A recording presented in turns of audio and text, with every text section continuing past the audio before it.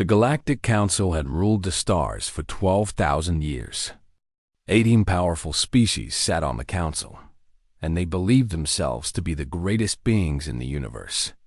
The crystalline Velith, whose bodies were made of living glass. The Marathi, who floated like clouds of colored gas. The Kulan, who shared one mind across millions of bodies. These and 15 other species controlled everything. Then they found Earth. 40 years ago, Council ships discovered a small blue planet at the edge of the galaxy. The creatures living there called themselves humans. They were soft, fragile, and short-lived. They had only just begun to travel between stars. The Council looked at them and saw nothing special. "Let them join," the High Counselor had said. "Give them provisional membership. They can do the work nobody else wants." And so humanity entered the galactic community, not as equals but as servants. Captain Doan stood on the bridge of his ship, the Steady Current. It was an old cargo freighter, held together by repairs and hope. His crew of 32 humans worked double shifts every day. They hauled supplies to distant colonies. They flew through dangerous space that other species avoided. They did this because it was the only work the Council allowed humans to do. Today, Velith inspectors had come aboard. Their crystal bodies caught the light as they walked through the cargo holds. Dohan followed them silently, his hands clasped behind his back. "Contamination," one inspector announced. He pointed at a tiny spot on the floor. "This hold is unfit for Council cargo." Dohan looked at the spot. It was smaller than his fingernail. "Inspector, that is a water stain. It poses no risk to— Are you arguing with me, human?" Doan stopped. He took a slow breath. "No, Inspector." "Good. Your ship is fined 300,000 credits. You will also receive a formal censure for negligence. This will go on your permanent record. 300,000 credits. It was 3 times what the ship earned in a year. Dohan's crew would have to work for nothing to pay this fine. Some of them had families waiting for money back on Earth. He wanted to argue. He wanted to point out that the Velith ship docked next to his was covered in actual dirt and nobody cared. He wanted to ask why humans were always watched more closely, punished more harshly, treated more coldly. But he said nothing. "Yes, Inspector. We will pay the fine." The Velith left without another word. They did not know the names of anyone on the ship. They had not asked. Far across the galaxy, on the Council's capital world, a young woman named Yuna prepared documents for her master. She was a diplomatic aide, which meant she did all the work while a Marathi named High Counselor Therax took all the credit. Yuna had been top of her class at the academy. She spoke 14 languages. She understood galactic law better than most council members. But she was human, so she was given the title of assistant and told to be grateful. Today, Therax was presenting a trade agreement to the council. Yuna had written every word of it. She had spent 3 months researching, calculating, and perfecting the document. It would benefit millions of beings across 100 worlds. Therax floated to the podium. His gaseous body swirled with colors of pride. "I present my proposal," he announced. "After careful personal study, I have developed a solution." Yuna stood in the corner and listened as he read her work. He changed nothing except one small detail, a number that Yuna knew was wrong. She should have stayed silent.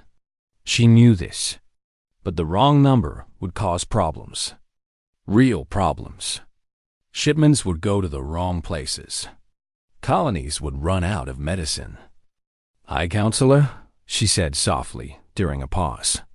"The figure should be 12%, not 20. The current number would cause—" Therax turned. The room went quiet. "Did you speak?" he asked. "I only meant to help, High Counselor." "The calculation. You are correcting me? In front of the council?" Yuna felt every eye in the room turn to her. 18 species watched as a human dared to speak out of turn. I apologize, High Counselor. I was trying to prevent an error. The error, Theric said coldly, is yours. Report to personnel tomorrow. You are reassigned to waste processing. Waste processing. After 15 years of perfect service. After writing documents that shaped galactic policy. She would now spend her days sorting garbage because she had tried to help. Yuna bowed her head. Yes, High Counselor. She walked out of the chamber with her back straight and her face calm.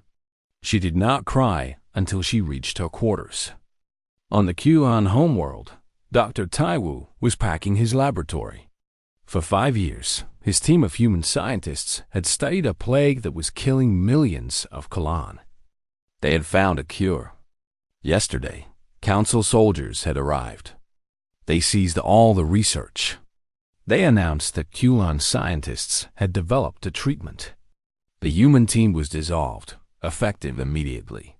Taiwu had expected this. It had happened before. Human discoveries were always taken and given to other species. Human names were always removed from the records. His assistant, Soman, was crying. 5 years, she said. We gave them 5 years of our lives. And they just, I know, Taiwu said gently. Pack your things. We are going home. Home? To do what? Taiwu looked at her. There was something in his eyes that Soman had never seen before. Something that looked almost like hope. To do what we should have been doing all along. Deep beneath the mountains of old Korea, in a chamber that appeared on no map, Admiral Myray sat at the head of a long table. 12 people sat with her. They were the heads of secret programs that the Council knew nothing about. Report, Myray said. Director Hyuk, a thin man with tired eyes, spoke first. The shipyards are operating at full capacity. We have hidden them in asteroid fields and behind dead moons. The Council sensors cannot detect them. How many ships? By next year, 3,000. All warships.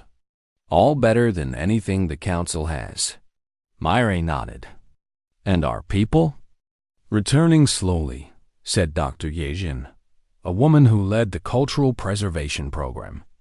We are bringing them home a few at a time. We are careful. We follow every rule. We give every proper notice. Good. Myray looked around the table. The Council has treated us like tools for 40 years. They use us and throw us away. They take our work and erase our names. They smile at us while they steal everything we built. She stood. No more. We will not fight them. We will not argue with them. We will simply leave. And when we are gone, they will understand what they have lost. The room was silent. How long? Myray asked. 3 years, Hyuk answered. Perhaps less if we push. Myray looked toward the ceiling as if she could see through the mountain and the sky and the stars beyond. Then we push. Above them, Earth continued to turn. Its people went to work, raised their children, and lived their lives. They did not know what was coming, but they would be ready when it arrived. Silently, the humans withdrew Part 2. The slow departure, the leaving began so slowly that nobody noticed it started with small things. A cargo ship declining a contract because of engine problems. A translator retiring early to care for sick parents. A maintenance worker requesting a transfer closer to Earth. Each excuse was reasonable. Each form was filled out perfectly. Each departure followed every Council rule. The Council saw nothing strange. Humans came and went all the time. They were replaceable, or so the Council believed. Jisoo had worked on Relay Station Core 7 for 15 years. The station was one of the most important in the galaxy. It connected the Council's core worlds to the frontier. Without it, messages would take months instead of minutes. The station was old and strange. Its systems had been built by a species that died out long ago. Nobody understood how they worked, except Jisoo. She had spent 15 years learning every wire, every circuit, every secret of the ancient machines. She had also spent 6 years asking for an assistant. Someone to train. Someone to take over when she retired. The council denied every request. Not in the budget, they said. Humans are easy to replace. Now Jisoo stood in Commander Veleth's office. He was a crystalline being, tall and sharp, and he did not look up when she entered. "Commander," she said, placing a paper on his desk. "My resignation."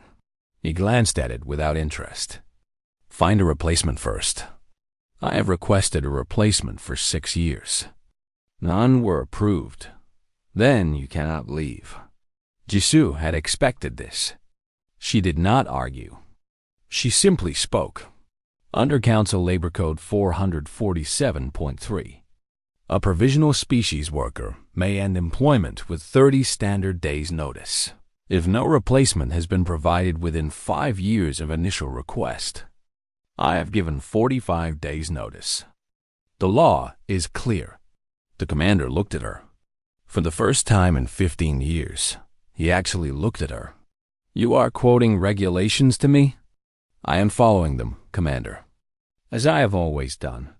She left on schedule. The commander did not say goodbye. He did not wish her well. He had never learned her last name. 40 days later, Relay Station Core 7 suffered a major systems failure. Messages stopped flowing. Ships lost contact with their homes. The council sent engineers from 3 different species to fix the problem. None of them could fit in the maintenance tunnels. They had been built for smaller beings. For humans, the station operated at half capacity for the next 2 years. On the farming world of Thesan 4, the fields were dying. For 30 years, human farmers had worked this land. The Kulon owned it, but they had no interest in farming. They simply collected rent and sold the crops. The humans did everything else. They had turned poisoned soil into rich earth. They had developed new techniques for growing food in alien climates. They had fed millions of beings across dozens of worlds. Now they were leaving. Haniel was one of the last to go.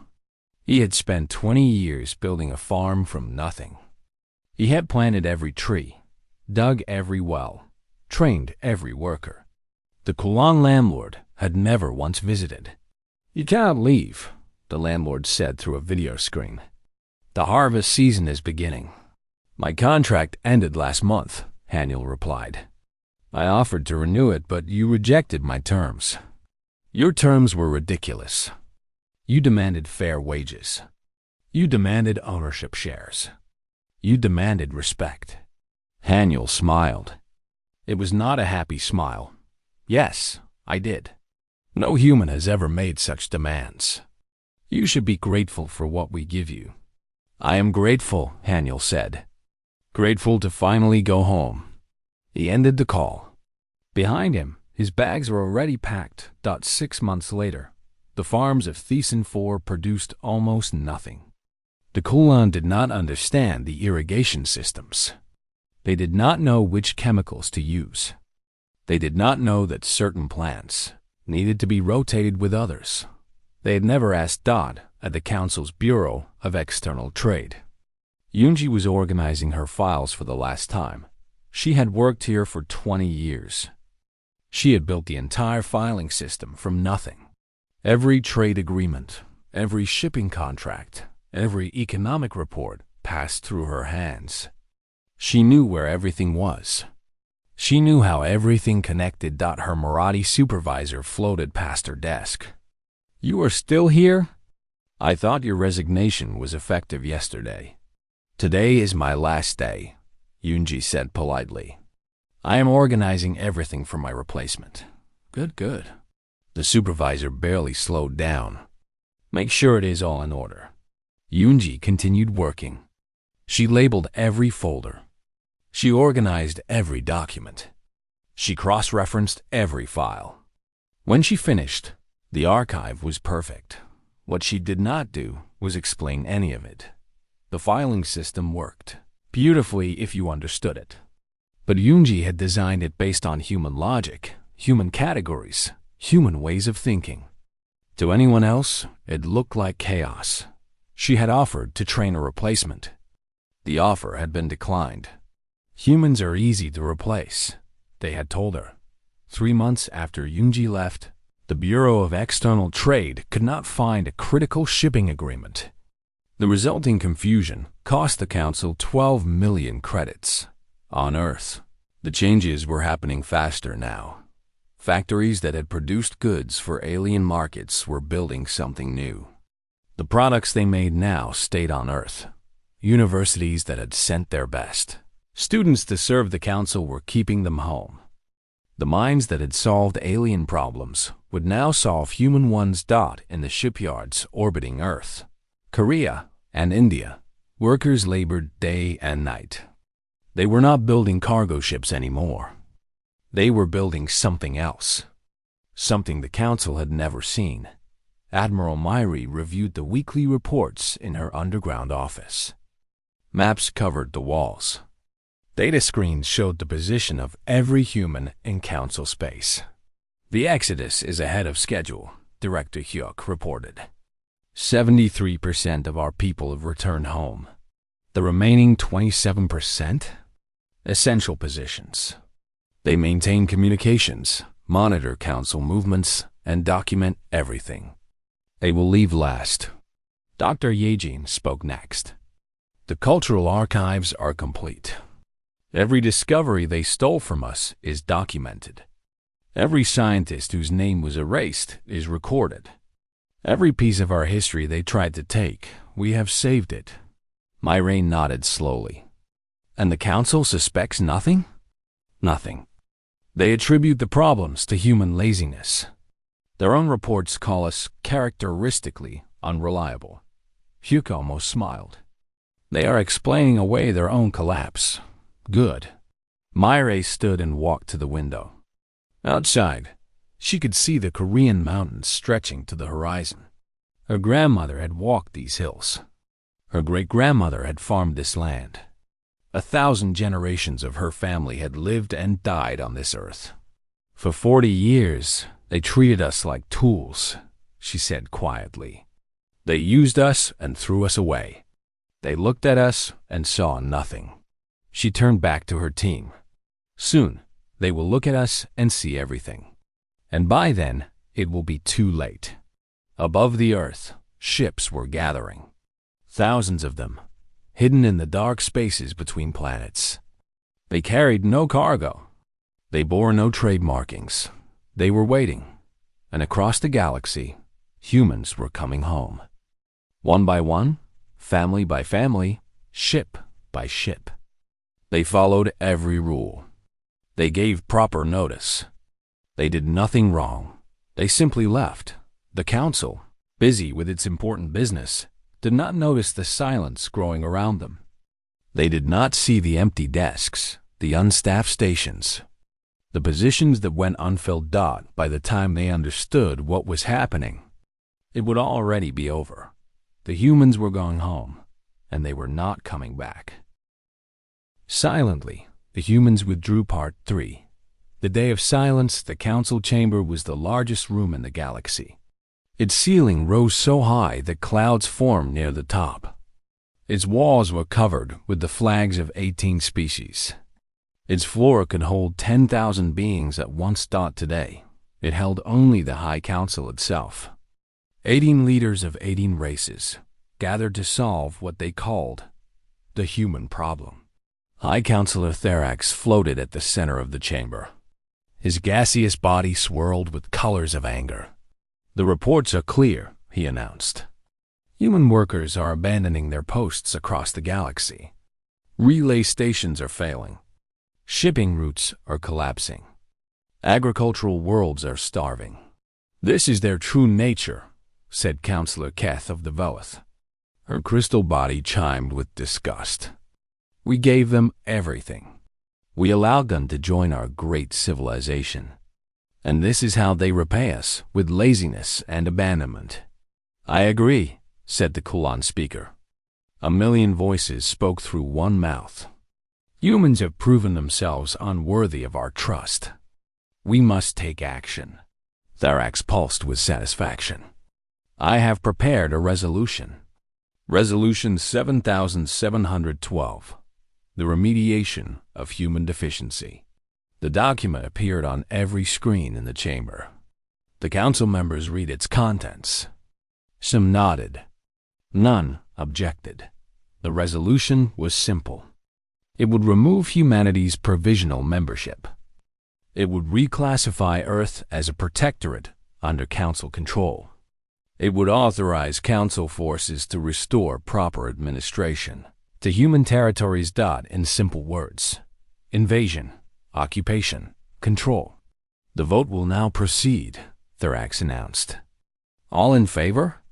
One by one, the lights turned green. Velith, Moradi, Kalan, 15 others. 18 in favor. 0 opposed. The resolution passes unanimously, Thorax declared. We will bring the humans to heel. The chamber erupted in approval. Crystalline chimes mixed with gaseous rumbles, mixed with the clicks and whistles of a dozen alien languages. They were pleased with themselves. They had solved a problem. They did not notice the human watching from the gallery. Above, Ambassador Sunho had served on the council for 12 years. He was not allowed to vote. He was barely allowed to speak. He was there because the rules required a human representative, not because anyone wanted to hear him. Today, he stood. The gallery fell silent. In his hand, he held a small device. It was no bigger than a coin.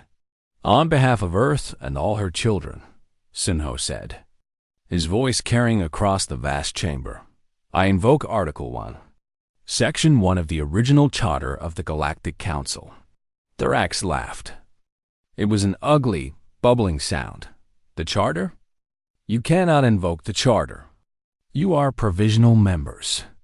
You have no standing. Article 1, Section 1, Sunho repeated. His voice was calm, almost gentle.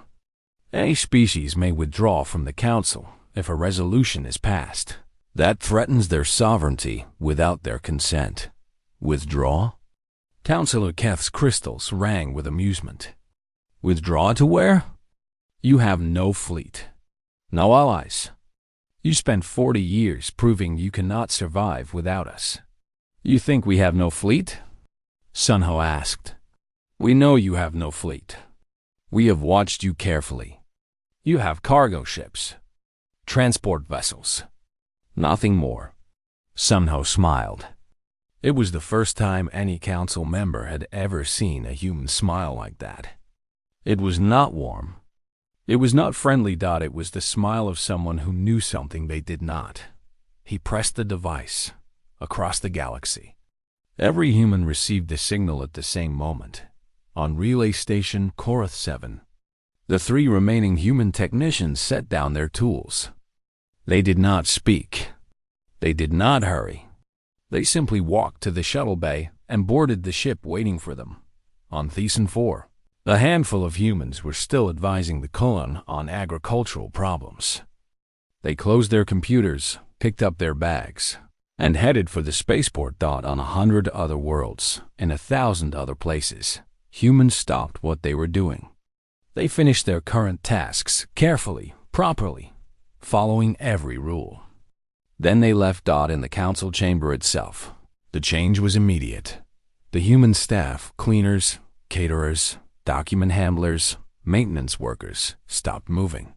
For 40 years, they had been invisible. Background noise. Furniture that could walk and talk. Now, for the first time, the council saw them, one by one. The humans set down their trays, their brooms, their tools. They filed toward the exits in perfect silence.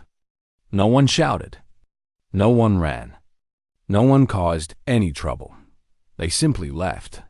A Kalan delegate grabbed the arm of a passing server. Her name was Minji. She had worked council dinners for 12 years. Where are you going? The delegate demanded. We have not dismissed you. Minji stopped. She turned, and for the first time in 12 years, she looked a council member directly in the eyes. "You never saw us," she said quietly. "You never learned our names. You never asked about our families, our dreams, our hopes. We were furniture to you. Talking furniture that smiled and nodded and made your lives comfortable." She pulled her arm free. "But furniture does not leave. We do." She walked through the door without looking back. Within 6 hours, there was not a single human left in council space. The automated systems began to fail almost immediately. Humans had maintained them. Humans had understood them. Humans had kept them running with skill and care that no one had ever noticed. The translation systems went offline. The council members could not understand each other. They had relied on human translators for so long that they had forgotten how to communicate directly. The shipping networks collapsed. Human navigators had memorized the safe routes through asteroid fields and radiation zones. The computers had the data, but they could not adapt the way human minds could. The relay stations fell silent. Without human technicians to maintain them, messages stopped flowing. And then the council's patrol ships reached the edge of Sol System. They expected to find a few cargo ships, perhaps some civilian transports. Maybe a handful of outdated military vessels. They found a wall. Thousands of warships arranged in perfect formation. They were beautiful and terrible, gleaming with technology the council had never seen. Their weapons were unlike anything in the council's databases. Their shields blazed with energy that the patrol ships could not even measure. Admiral Murray's face appeared on the emergency channel. She was old now. Her hair was gray. Her face was lined, but her eyes were sharp and clear. "You passed your resolution," she said. "Now live with the consequences." "This is impossible," the patrol commander stammered. "You cannot have built this. We were watching you. We would have known. You watched us carry your cargo. You watched us clean your floors. You watched us serve your food." Murray's voice was ice. "You never watched us build. We demand that you stand down. The council has authorized. The council has no authority here. Sol System is closed. Any vessel that crosses the boundary will be destroyed. There will be no warning. There will be no second chance. You cannot do this. We are the council. We rule the galaxy." "You ruled us," Murray corrected. "For 40 years. That is over now." She leaned forward. "You taught us that we were beneath you, that we were less, that we existed only to serve your needs. You were wrong, but we are not here to prove anything to you. We are not here for revenge or conquest or war." She sat back. "We are simply leaving, permanently, forever. You will never see a human again. You will never hear our voices. You will never benefit from our labor. We are done with you, but we need you." The patrol commander's voice cracked. "The systems are failing. The stations are empty. The colonies are starving. You must help us." Mara's expression did not change. "You had 40 years to treat us as equals. You chose not to. Now you will learn to live without us." She paused. "Goodbye." The channel closed. The patrol ships hung in space, staring at the wall of warships before them. They did not advance. They could not retreat fast enough to matter. Behind them, the galaxy was falling apart, and before them, the humans waited in silence. There was nothing left to say. Silently, the humans withdrew. Part 4. The Reckoning. The first year without humans was chaos. No one had understood how much the council depended on them. Every system, every process, every piece of the galactic machine had human hands somewhere inside it. Now those hands were gone. Relay Station Korath 7 went fully offline within a month. The Velith engineers who came to repair could not fit in the maintenance tunnels. The robots they sent got stuck. The AI programs they tried could not understand the ancient systems. The tunnels were designed for smaller beings, the lead engineer reported. The humans could crawl through them easily. We cannot. Then make them bigger, Commander Thorax ordered. If we do that, we will destroy the very systems we are trying to save. The station was built around those tunnels. They are not just maintenance paths. They are part of the structure itself. Thorax raged and threatened, but the laws of physics did not care about his anger. 17 relay stations failed before the Council developed robots small enough and smart enough to do the work that it took. 3 years. The agricultural world suffered even more. On Thesan 4, the Kulon landlords tried to run the farms themselves. They failed. They hired workers from other species. Those workers failed too. The soil, which humans had spent decades perfecting, turned sour within a season. The human farmers used a special technique, a Kulon scientist explained to the Council. They called it crop rotation. They grew different plants in different seasons to keep the soil healthy. We do not know which plants, or in what order, or why it worked. Did they not leave records? They left records. Thousands of them. But they are written in human languages, using human measurements, based on human knowledge. We cannot understand them. 3 colonies had to be abandoned. Millions of beings were relocated. The food shortages lasted for 5 years, but the worst crisis was not physical. It was something deeper. Something that could not be repaired with robots or translated with computers.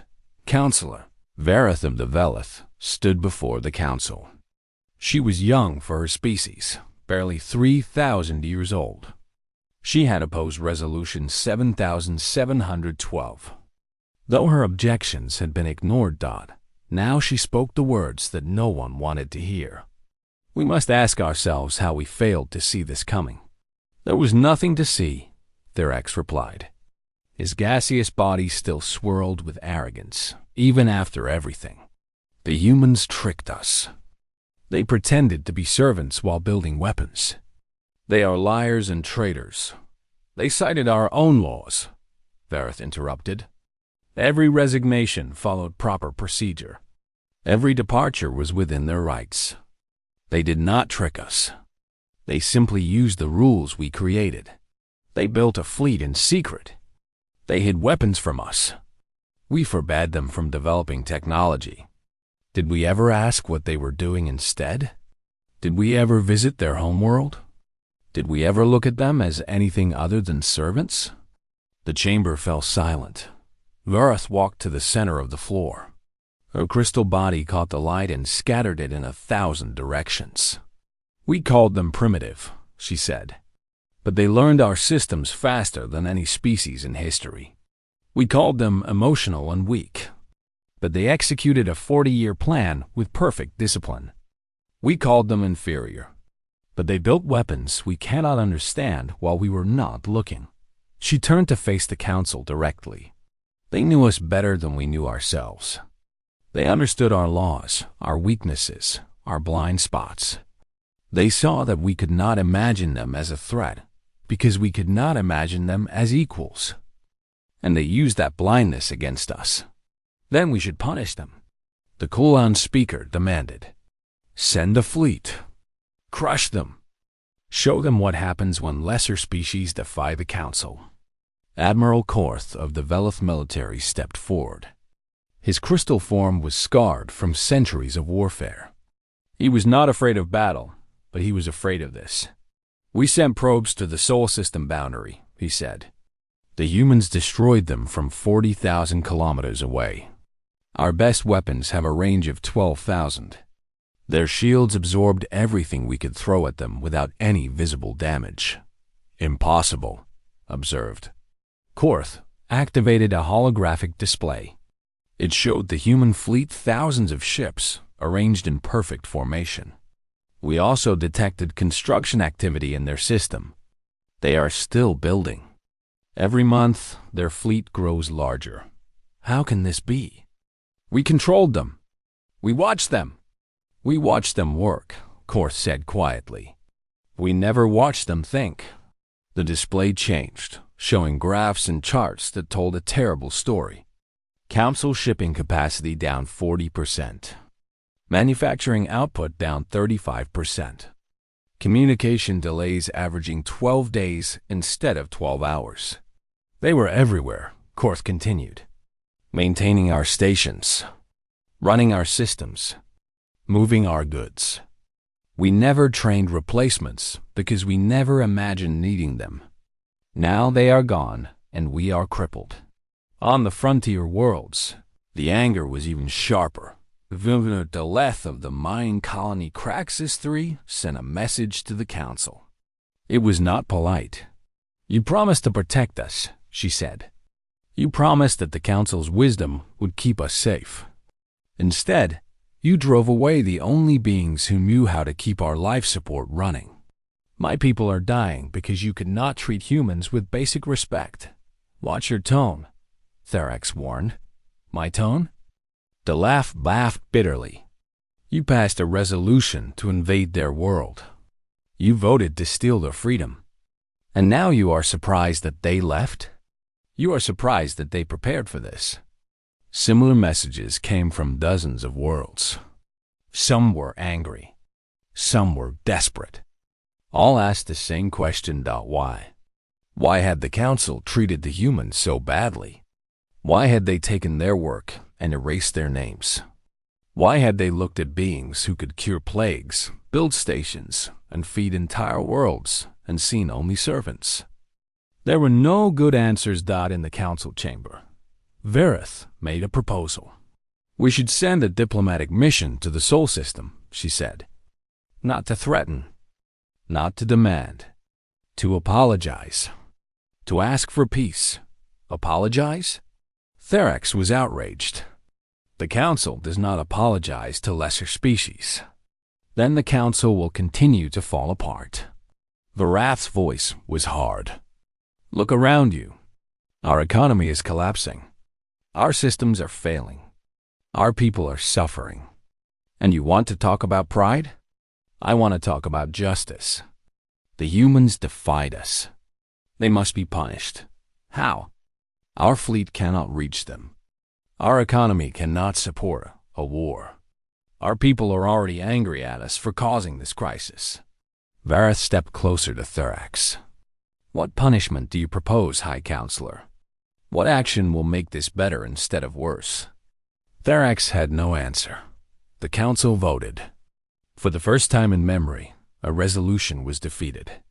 Therax's call for military action received only 3 votes. Varath's proposal for diplomacy received 12. A ship was prepared. The finest diplomats from 5 species were chosen.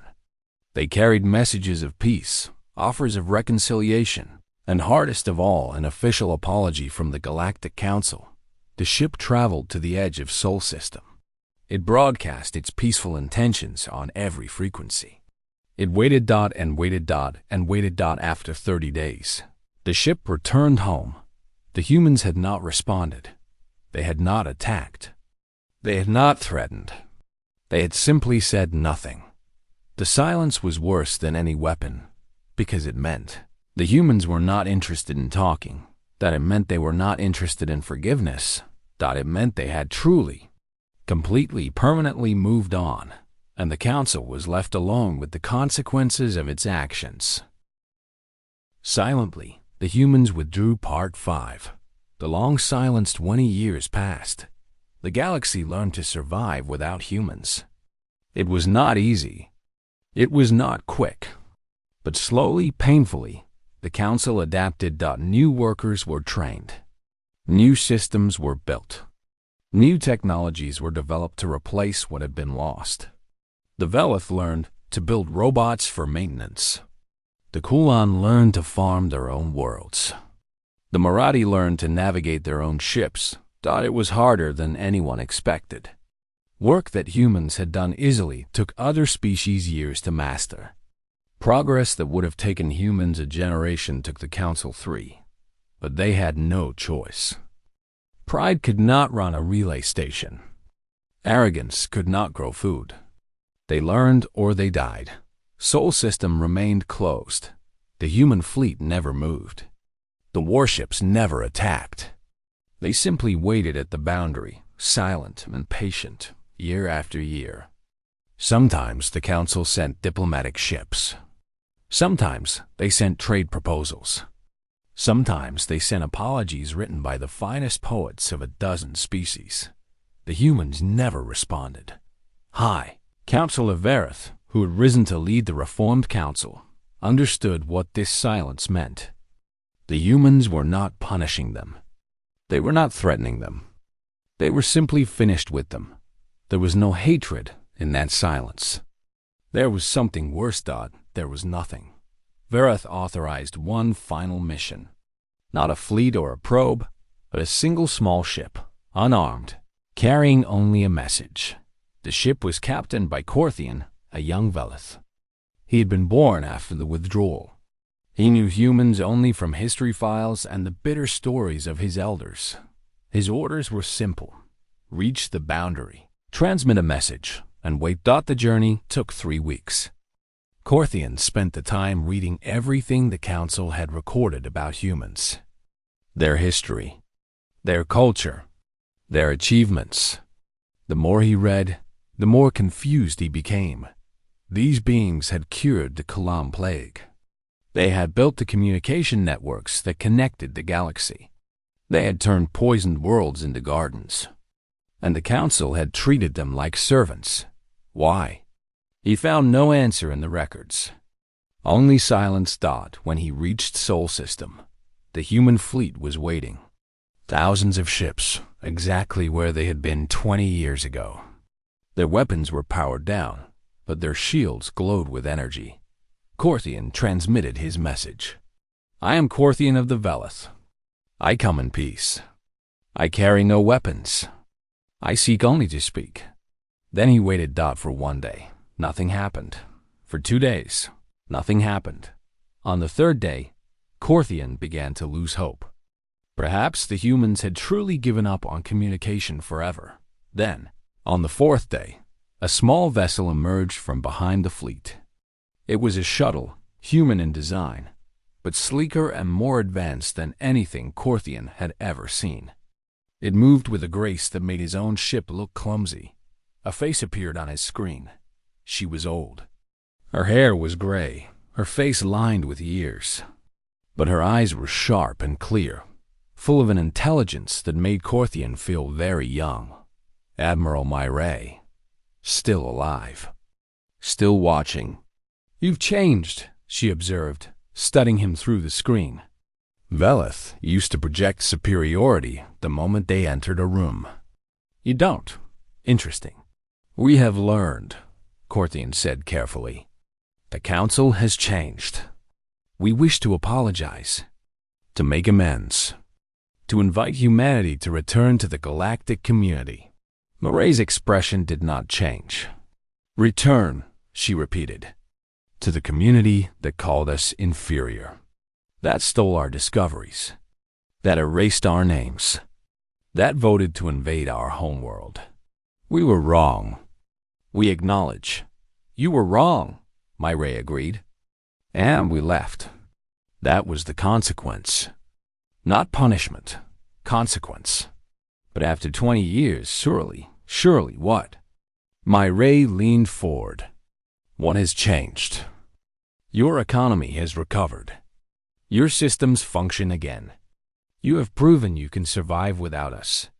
And we have built something here in our own space. Something you never let us build out there. What have you built? A home. Mari's voice softened, just slightly. A place where our worth is not measured by how well we serve others. A culture that values us for who we are, not what we can do for someone else. We would value you now. We have learned from our mistakes. Have you? Maray's eyes narrowed. Tell me, young one, why are you here? Why now, after 20 years? Corthian hesitated. The honest answer would not be flattering. Because your absence still hurts us, he admitted. Because there are still systems we cannot fix. Because our people ask questions about why you left, and we have no good answers. So you are not here because you care about us. You are here because you need us. Corthian stopped. He thought about the records he had read. The endless examples of humans being used, ignored, dismissed. I am sorry. You are right. We are still thinking of ourselves. Myre nodded slowly. That is the most honest thing any council member has ever said to me. Will you give us another chance? No. The word hung in the air. I do not say that with anger, Myre continued. I do not hate you. I do not wish you harm. I simply have no interest in returning to what we left behind. But we have changed. Perhaps you have. Perhaps in another 20 years, you will change more. Perhaps someday, your children's children will truly see other species as equals. Myre shook her head. That journey is yours to make. We will not wait for you to complete it. Then, what do I tell my people? Myre was silent for a long moment. Tell them we wish them well. Tell them we bear no hatred. Tell them that humanity has found peace, and we hope they will find it too. She paused. Tell them that some things cannot be repaired. Some relationships cannot be restored. Some silences say everything that needs to be said. And if we face a great threat, a crisis, will you help us? No. Myre's voice was gentle but firm. You will face it as we did, alone, dismissed, underestimated, and you might surprise yourselves. We certainly did. The screen flickered. Goodbye, young Corthian. I hope your people find what they are looking for. But they will not find it here. The channel closed. Corthian sat alone in his ship, staring at the stars. The human fleet remained motionless before him, a wall of silence and power. He had come looking for hope. He had found only truth. He turned his ship around and went home. 50 years after the withdrawal, a QAnon historian named Thesa published a book. It was called The Silence and the Mirror. Her argument was simple. The humans had never wanted revenge. They had never planned conquest. They had simply held up a mirror and shown the council its own face. We called them primitive, she wrote, but they mastered our galaxy in a single generation. We called them emotional, but they kept their plan secret for 40 years. We called them inferior, but they built an empire while we were not looking. The true question is not what humanity became after they left. The question is what we became, what we are still becoming, and whether we can ever be worthy of the equals we drove away. The book was banned by several council members. It became the most widely read book in galactic history. 100 years after the withdrawal, the council was a different place. The arrogance of the elder races had faded. New species had joined, and they were treated as partners, not servants. The mistakes of the past were taught in schools, studied by scholars, remembered by all. And somewhere beyond the silent border, in a system that no alien had ever entered, humanity continued to grow. They built cities on worlds the Council had never seen. They developed technologies the Council could not imagine. They raised children who had never known what it was to be treated as less. They did not look back. They did not seek revenge. They did not wait for the Council to become worthy. They simply lived. And the galaxy, forever marked by their absence, was left to wonder what might have been if only they had seen the humans for who they truly were. The silence continued. It said everything.